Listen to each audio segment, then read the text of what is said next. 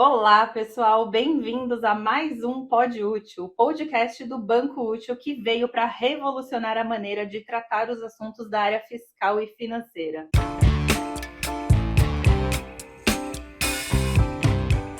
E hoje aqui com a gente, Yvon Gailar, que é sócio fundador da Dutex e do Banco Útil. Para quem não sabe, a Dutex é uma parceira de negócios aqui do Banco Útil.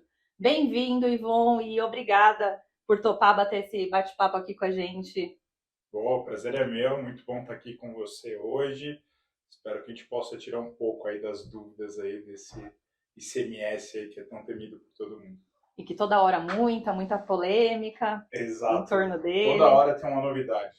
Esse é o nosso segundo episódio do Pod Útil. O primeiro a gente tratou um assunto que também dava para dar uma polemizada e a gente não quer entrar tanto em assuntos polêmicos, tá? A gente vai segurar um pouco a emoção quando a gente perceber que pode ficar polêmico. Já é. E antes de começar, eu acho que vale a pena a gente dar uma breve introdução aqui sobre o que é o ICMS, né? O tão temido ICMS, que é conhecido também como um dos principais impostos aí do Brasil, que reflete, né, a circulação de mercadoria e serviço. Então, ele é um imposto estadual que incide na circulação, na venda ou não, também na transferência de mercadoria, quando não necessariamente é uma venda, de produto e serviço, e também para a importação de produtos em outros países.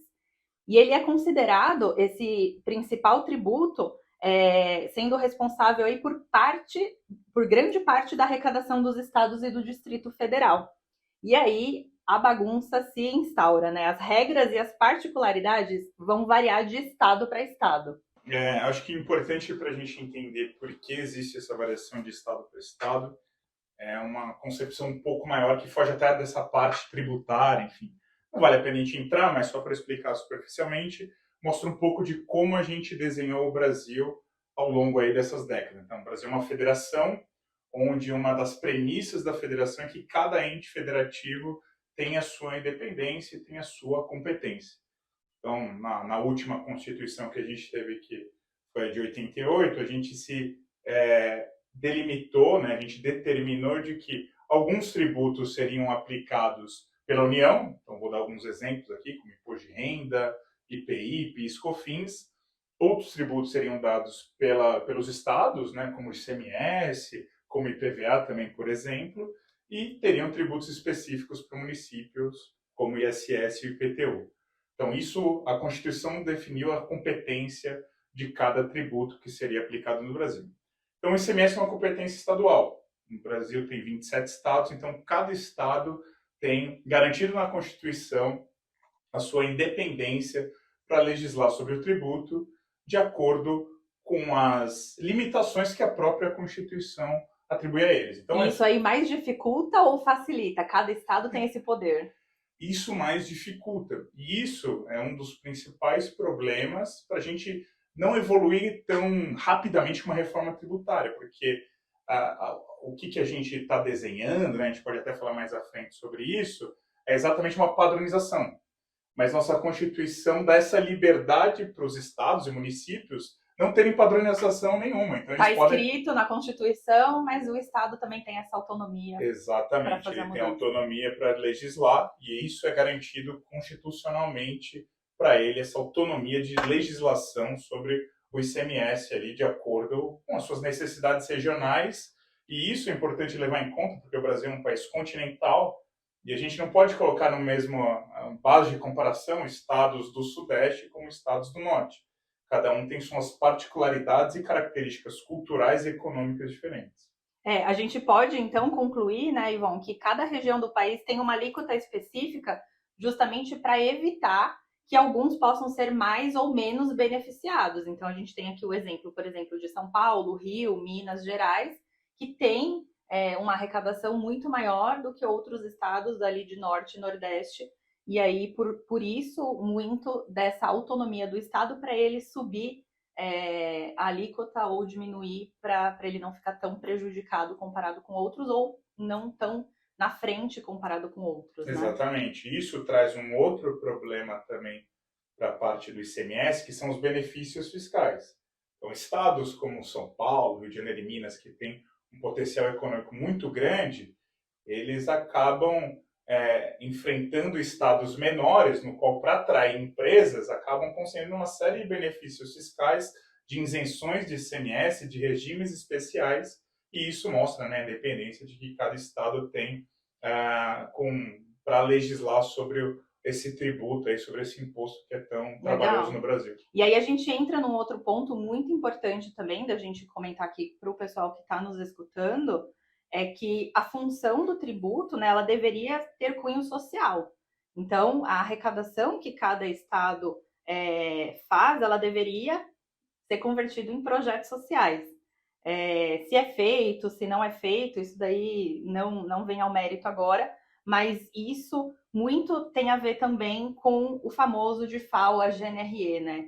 Pelo que eu entendo, né, um dos motivos até dele ter surgido lá em 2016 numa venda interestadual é para concentrar a arrecadação no estado destino e não 100% no estado origem, porque aí a gente volta para aquele ciclo, para aquele cenário de que os principais estados ali, principalmente na região sudeste, São Paulo, Minas, Rio, Espírito Santo, que tem o maior volume de empresas sediadas, tem uma arrecadação muito maior. Então, a GNRE ela veio por conta dessa divisão de valores, né? E o estado destino, os estados onde no caso da GNRE, do não contribuinte, onde os consumidores estão residentes para esse estado participar também dessa arrecadação.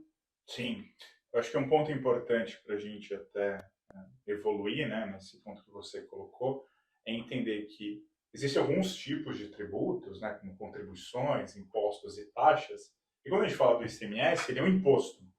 E isso talvez uma confusão que aconteça com as pessoas, de falar, a gente paga tanto imposto, né, e tem essas estradas ruins, a saúde ruim, a educação ruim. Segurança péssima, assalto atrás de assalto. A gente tem uma série de problemas estruturais aqui no Brasil, mas é importante as pessoas saberem que um imposto ele é um tributo não vinculante. E o que significa esse palavrão? O Estado, o governo, ele tem autonomia para gastar os recursos que ele ganha através dos impostos da maneira que ele achar melhor. Então, não existe uma vinculação. Então, tem muita gente que fala, a gente paga tanto de IPVA, as estradas são essa porcaria. O pedágio também. Exato. O IPVA, o imposto, ele não é vinculante. Então, não existe a necessidade da contrapartida do Estado de investir na estrada. Então, por isso que... Interessante isso, hein, pessoal? Tomem nota aí. Isso. Então, às vezes a gente reclama, então, o Estado realmente ele tem essa autonomia de gastar o recurso proveniente de impostos da maneira que achar melhor. E o que transforma um tributo vinculante? Seriam as contribuições, e aí a gente tem PIS e COFINS, que são destinadas a fomentar a previdência, né? Enfim, fomentar a seguridade social. E para contornar um pouco desse problema, dessa parte, vamos dizer assim, que é muito deficitária no Brasil de projetos sociais, se criou um puxadinho do ICMS, né, um tempo atrás, chamado Fundo de Combate à Pobreza. Então, o Fundo de Combate à Pobreza foi criado como uma alíquota adicional. Aí sim é vinculado com esse objetivo no final. Essa alíquota adicional, que não foram todos os estados que adotaram, são alguns estados que adotaram. Que é um percentual bem menor. Exato. Normalmente gira em torno de 1%, 2%, depende de cada estado.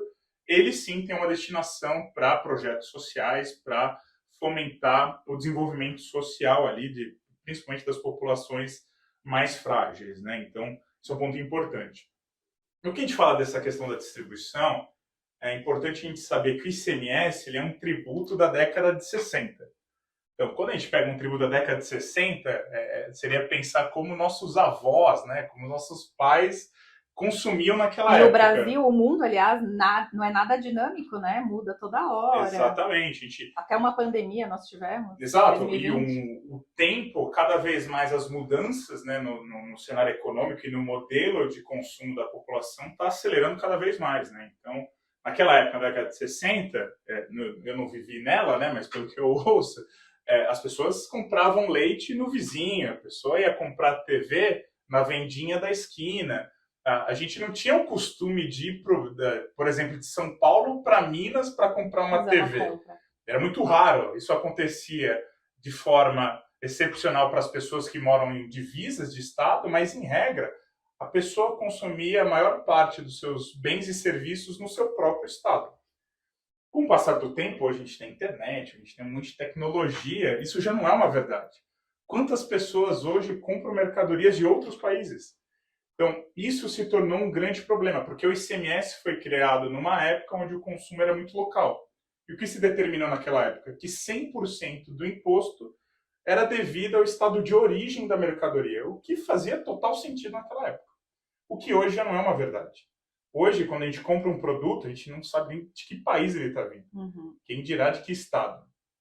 Então, com isso, os governos, principalmente os governos do norte e do nordeste, que viram nessa concentração de grandes varejistas aqui na região sudeste, eles angariaram, junto com o Congresso, a distribuição do ICMS, o famigerado aí, o ICMS de FAO, que foi aprovado em 2016 e que teve essa série de confusões. Que aí continua até hoje, né? Várias ações aí no STF.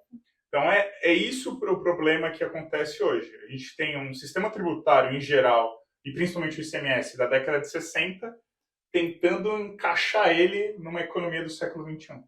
E cada vez com uma dinâmica econômica ainda maior. Hoje a gente tem streaming, hoje a gente tem uma série de conteúdos que são comprados de forma online. E o que é, né? O jogo é o quê? É um produto, um serviço, enfim. Tem uma série de debates que a gente precisa colocar na economia que talvez esse tributo da década de 60 não consiga se encaixar com essa realidade do século XXI. O Ivan tá dando uma deixa aí que talvez venha um novo tributo, hein? Para marketplace ou mini channel, realmente é um cenário totalmente diferente que não estava previsto e tentar adaptar ao novo cenário eu acho que acaba sendo mais complicado e mais trabalhoso porque o governo tenta explicar de uma forma e aí os estados de outra e as empresas acabam sem saber como fazer, mas eu recolho, eu não recolho, quanto eu recolho, vou entrar com mandado judicial. E aí a gente vê aí uma série de medidas, né, e ações que estão correndo por conta de ICMS. Mas a gente tem um cenário atual, né, que está acontecendo agora com o ICMS, que eu vejo e muito tem falado aí que vai afetar muitas empresas e o consumidor final, de novo, para variar, sempre acaba respingando em nós consumidores. Que é a partir agora de março de 2023, agora, a gente sabe aí que mais ou menos 12, confirma se eu tô certa, 12 estados já falaram do aumento da alíquota de ICMS para esse ano. Isso por conta aí da diminuição de ICMS ali de algumas categorias aí de produtos, né, de bens de consumo, que ocasionou uma diminuição de arrecadação nesses estados considerável, assim, um valor muito expressivo, muito considerável, e que agora eles estão fazendo esse aumento para compensar esse rombo aí nos caixas dos estados. Comenta pra gente o que você entende desse cenário, o que já aconteceu, o que você acha que está por vir aí. Eu sei que é difícil prever alguma coisa no Brasil, mas vamos lá. Não, vamos, acho que a gente passou no ano passado, não só no ano passado, acho que nos últimos 3 anos, né, anos muito atípicos. A gente passou por uma pandemia no qual há mais de 100 anos a gente não passar por uma pandemia tão expressiva, né, como foi essa do Covid.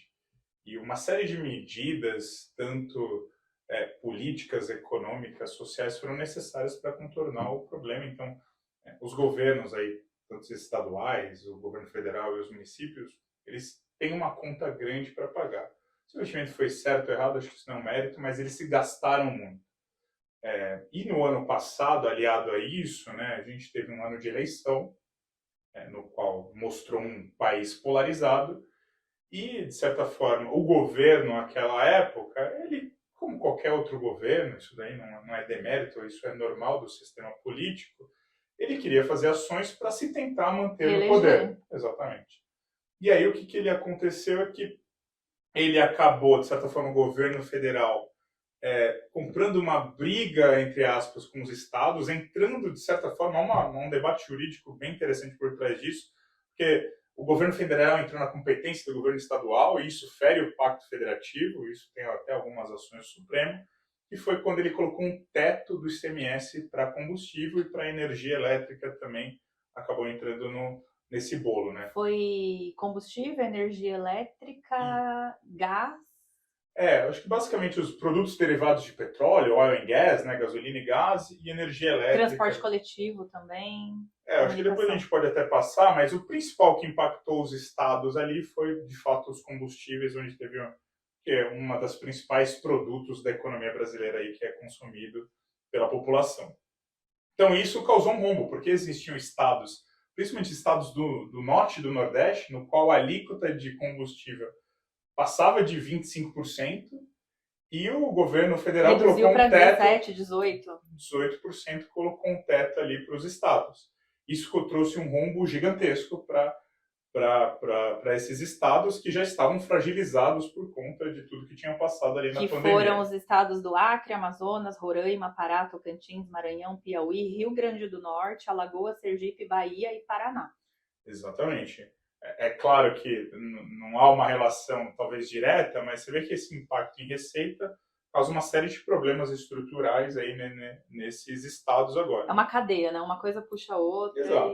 Falta dinheiro, o investimento já não é bom, já é mal feito. E quando não tem dinheiro, então, piorou ainda. E isso fez com que, nesse ano, principalmente estados no qual tiveram novos governos, né? Então, acabou a eleição. Então, a eleição é só daqui a 4 anos. Então, aumentar a alíquota de imposto agora, o pessoal daqui a 4 anos vai esquecer que aconteceu esse aumento de imposto agora. Então, isso é uma manobra comum, se a gente olhar em outros governos, também aconteceram. E é basicamente para corrigir esse problema que aconteceu. Para corrigir essa redução de alíquota dos combustíveis, né, e energia elétrica que teve no ano passado.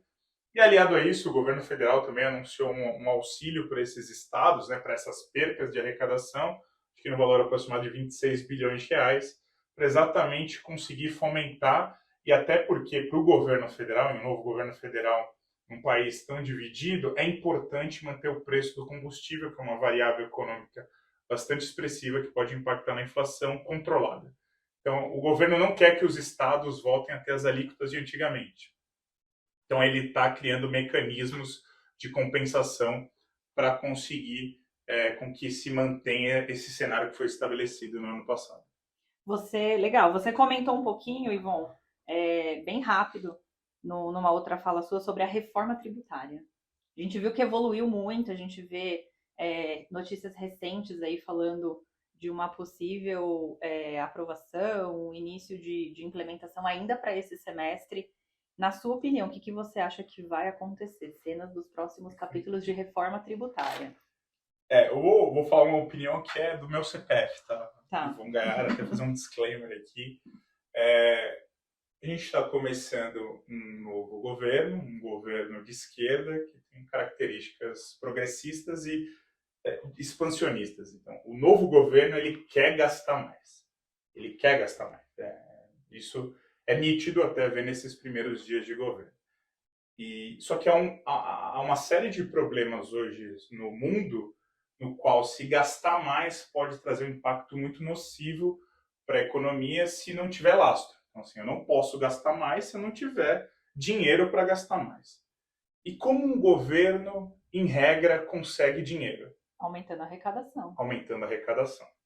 Então, o que eu vejo é que esse novo governo, ele quer maquiar um aumento de arrecadação numa reforma tributária.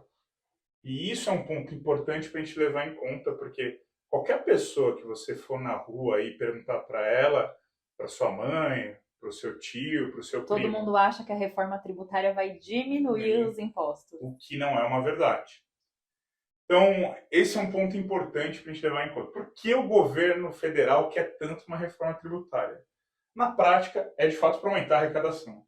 Ele quer justificar para o mercado um aumento de arrecadação, um aumento de carga tributária, numa simplificação tributária. Basicamente isso é a jogada que o governo quer fazer. O que a gente precisa ver é como o mercado, de fato, vai reagir a isso. Porque isso traz um impacto muito severo na economia. Quando você aumenta a carga tributária, você repassa esse preço direto para as pessoas, né? Isso daí não é absorvido pelas empresas. É a tal da cadeia, né? O consumidor final vai pagar a conta, mas Quem se o consumidor não pagar, a empresa quebra, a empresa sai. No final das contas, quem paga a conta é a população. Então, isso é muito importante a gente ter em mente. Obviamente que as propostas de reforma tributária que estão em pauta, né, principalmente a reforma tributária sobre o consumo, é exatamente a substituição de uma série de tributos sobre consumo, dentre eles o ICMS, por um único tributo com uma alíquota no qual os estados e os municípios teriam autonomia ainda de mexer nessa alíquota. Então, por exemplo, ficaria até um pouco mais confuso do que é hoje, porque aí poderia se voltar uma competição do lado da década de 60, porque o município, por exemplo, de São Bernardo, que a gente está hoje, podia ter uma alíquota menor do que o município de São Paulo. Então, compensaria para as pessoas morarem em São Bernardo, porque elas comprariam produtos e serviços mais baratos que se morassem em São Paulo. Então, esse é um ponto importante, no qual vai trazer uma dinâmica diferente, se de fato for aprovada, para a economia.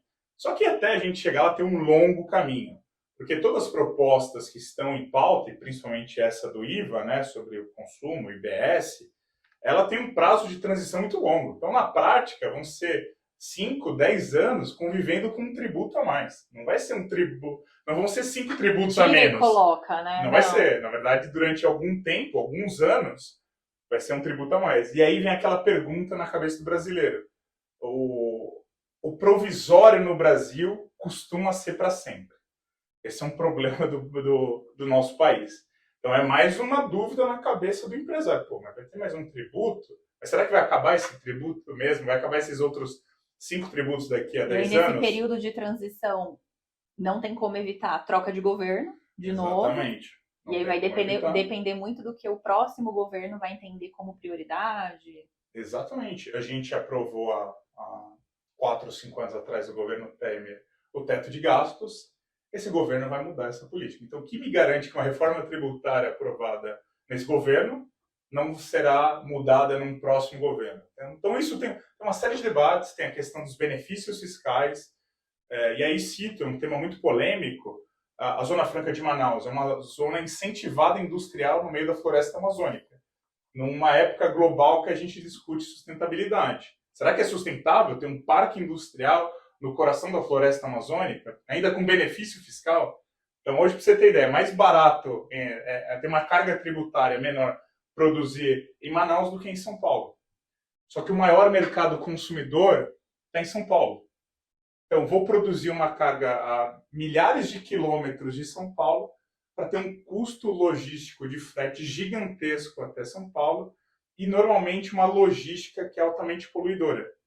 Então, é muito... Está cada vez mais... Então, a tributação tem que levar em conta uma série de aspectos. Então, eu, particularmente, acho difícil.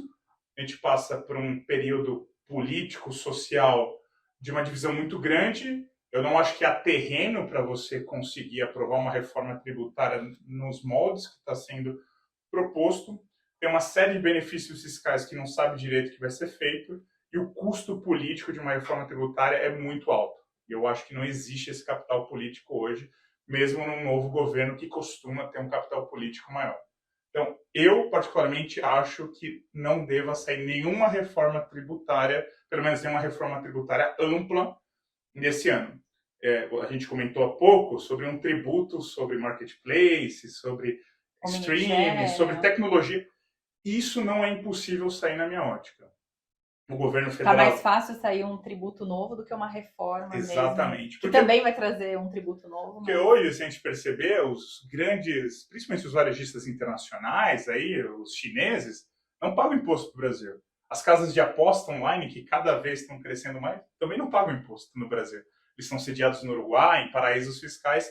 Então, eu acho que o governo vai olhar a tecnologia agora como, entre aspas, o vilão ali de arrecadador, e talvez se crie um tributo digital, que é um ponto que cada vez ganha mais força ali nos corredores ali do Palácio do Planalto. Eu acho que tem muita coisa e é difícil a gente saber o que vai ser prioridade para esse governo, para os próximos que virão, mas teria ainda muita lição de casa para fazer, muita coisa para ajustar até uma implementação mesmo aí de uma reforma tributária que trouxesse benefício para o país, e que isso fosse testado, aprovado, com muitas evidências antes de entrar E em aí eu produção. trago até mais um elemento que mostra o quão difícil é uma reforma tributária. O Estado do Paraná acabou de aprovar um benefício fiscal milionário para uma grande empresa de cerveja produzir uma planta industrial lá.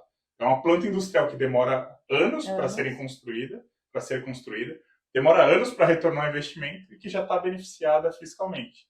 Então, eu acho que vai ser difícil, eu acho que não vai sair uma reforma tributária ampla. Eu acho que vão acontecer puxadinhos com o intuito do governo aumentar a arrecadação. Isso eu acredito que é uma grande possibilidade, sim, de sair até alguma coisa esse ano. Mas uma simplificação, ficar mais fácil, eu acho muito difícil. Boa. Para a gente encerrar aqui, que o nosso tempo está acabando, eu penso que cada vez mais as pessoas, né, que trabalham na área fiscal, que trabalham na área financeira, os consumidores, as pessoas precisam ir atrás de informação, elas precisam consultar mais de uma, duas, três fontes, fazer um networking, estar inteirado sobre esses assuntos, né? E uma forma recente de fazer isso é através do nosso canal aqui do Banco Útil, que é o Pod Útil. A gente quer trazer sempre muita informação de conteúdo, de relevância, para que não tenha o certo e o errado, porque na nossa área fiscal, financeira, às vezes é muito difícil de entender mesmo ali, fica nas entrelinhas, mas que pelo menos o conteúdo traga uma reflexão para que a pessoa consiga tomar ali uma melhor decisão, né? Fazer uma análise ali do que é melhor para a empresa e debater. Eu acho que é muito importante, né? A gente debater ideias, opiniões para tentar chegar num consenso. Perfeito, acho que é isso. Tributos não é um assunto fácil, muito menos no Brasil. E é uma iniciativa incrível aqui que o Bancout está fazendo de promover essa, vamos dizer assim, essa divulgação de um conteúdo tão relevante para tentar passar para as pessoas de que tributar é complexo, é difícil, mas pode existir um jeito fácil de você ouvir, de você mais aprender leve, um pouco né? mais. Exatamente. Acho que isso é sensacional aí o que vocês estão fazendo, parabéns. A gente agradece a sua participação de novo, Ivon, e esperamos tê-lo novamente aqui para tratar aí de outros assuntos ao longo do ano. A gente vai trazer uma conversa, um conteúdo por mês, e a gente agradece bastante a sua participação, a sua contribuição. Quer deixar seus contatos, sua rede social, o pessoal te achar lá no LinkedIn, te chamar para marcar um happy hour, um almoço? Claro, vai ser ótimo. Bom, obrigado de novo aqui, vai ser um prazer participar quantas vezes vocês quiserem. Fiquem à vontade para me adicionar no Instagram, LinkedIn, meu nome é bem particular, então é Ivon com Y, Gailard. Vocês vão ver aí na A gente vai deixar aqui na legenda. Exato, me adicionem, vai ser um prazer aí conversar com vocês. Obrigada, pessoal, por terem ficado com a gente aqui até o final. Sigam lá Banco Útil nas redes sociais, Instagram, LinkedIn, nosso canal no YouTube, @Banco Útil, e até a próxima.